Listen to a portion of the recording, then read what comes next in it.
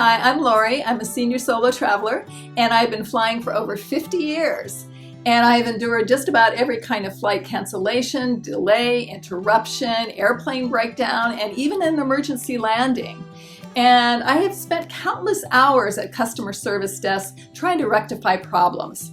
But more importantly, I have seen and witnessed a slow decline in airlines customer service. They used to give you free vouchers, hotel stays, and easily gave credits and refunds, and that is not the case anymore.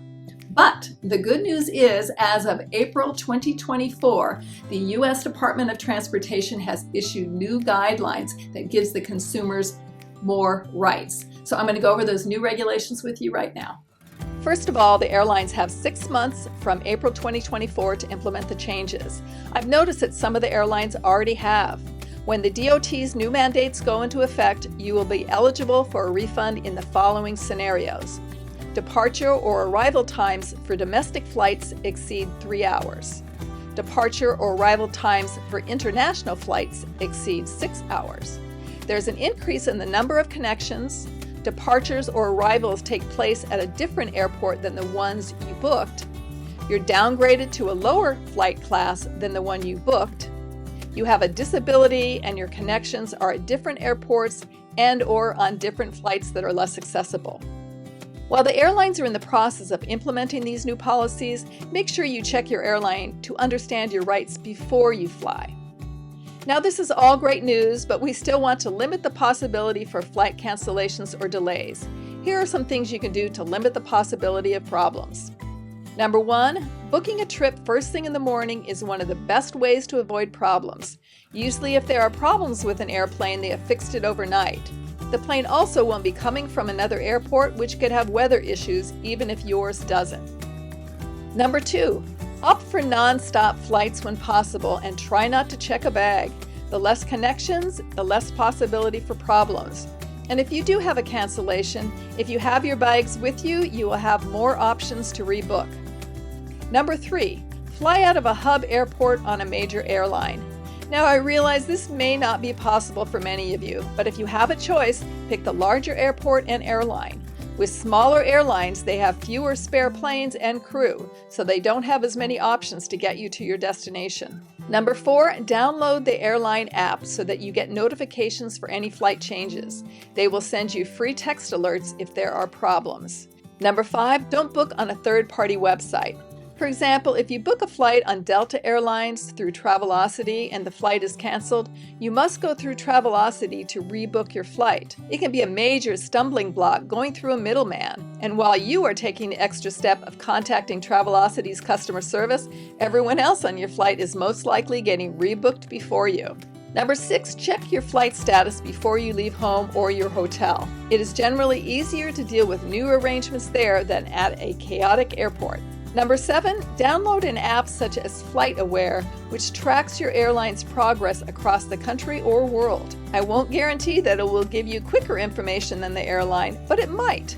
And if it works, it may give you an early advantage of being the first to rebook. Number 8, if you know there is a big weather event that could delay your flight, call the airlines and see if they're willing to reschedule your flight for free. Sometimes the airlines do that when they predict a major storm.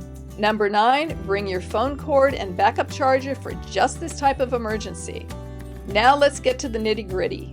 If your flight is significantly delayed or canceled, here are your choices. Number 1, your best choice is to get on the Airline app, which will offer you choices to rebook. This is the fastest way to achieve your goal of getting on the next flight out. Now, I just had a delay on Korean Airlines and their app did not provide this option. However, most airlines do. Number 2, your next choice is to try to be the first in line to the gate agents and have them give you options. Please know, though, that some airlines will send you to a customer service counter rather than have the gate agents help you, so you might be sent running to a customer service location. The third option is to find an airline kiosk for your specific airline. These are always by the check-in counters, but they are also at the beginning of the gates at some airports. You can use the kiosk like you would the Airline app. You put in your name and confirmation number and it will show you options to rebook. Just know that if you use this method, everyone that is rebooking using the app will be one step ahead of you. By the time you find a kiosk, you will have less choices. Another option is to go to the check-in counter and speak to an agent there. If your booking is more complicated or the app isn't giving you choices that will work for you, then you might need to go to the ticket counter or customer service desk. International flights can be especially tricky to rebook, so some of you might need to start there. Your fifth option is to cancel your current flight, get a refund, and book a ticket on another airline. This is generally a more expensive option because last-minute tickets cost more. Your last option is to call the airline. I say this last because call centers at airlines have notoriously long wait times. One time I left my phone on hold for an entire day and never was connected to an agent. This is especially true if there's a major storm that has disrupted flights across the country. I have read that trying an airline's international number, such as Canada, can sometimes get a quicker response, so if you are intent on calling, that might be a good solution. If you receive notice before you left for the airport, you might need to call to get your problem resolved. If you are finding yourself in a long wait queue, then maybe try using the website's live chat. It is a slow and laborious process, but I've had success using it when I couldn't get through to an agent. So the best advice is to download the app and familiarize yourself with its functions. Also, make sure you turn on notifications so that it will notify you in advance of any delays or cancellations. And a few more words of advice.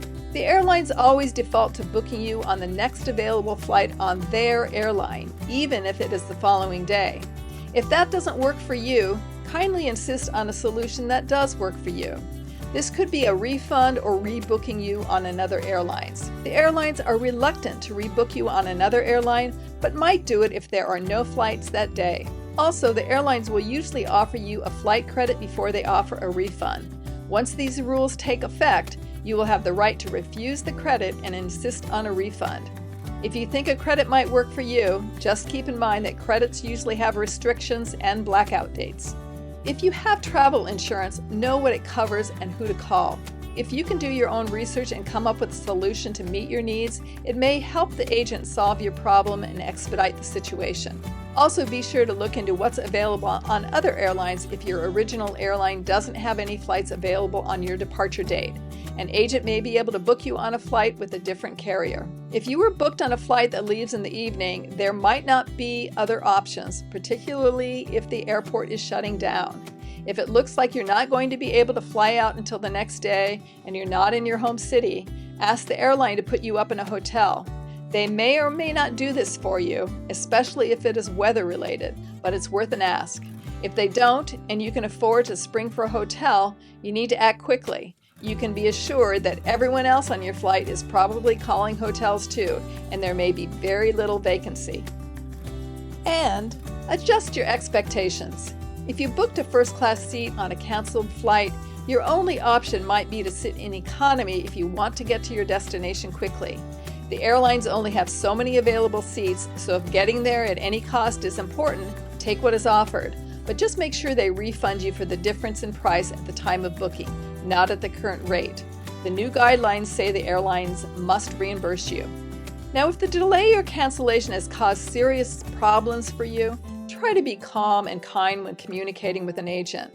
If you are complaining or shouting, they are less inclined to find a solution for you. You are much more likely to get what you want with kindness. And a quick note here. I'm always amazed at how irate some passengers get when there is a delay due to weather. Personally, I'd rather have a flight canceled than have an airline take the risk of flying in scary weather. I once flew into North Carolina in the middle of several tornadoes. The plane bounced around dramatically and part of the airport was destroyed. I still wonder who made the decision to fly in that weather. We were extremely fortunate to land safely. So take a breather when you have a flight problem because of weather and remind yourself that it's better to be delayed than dead.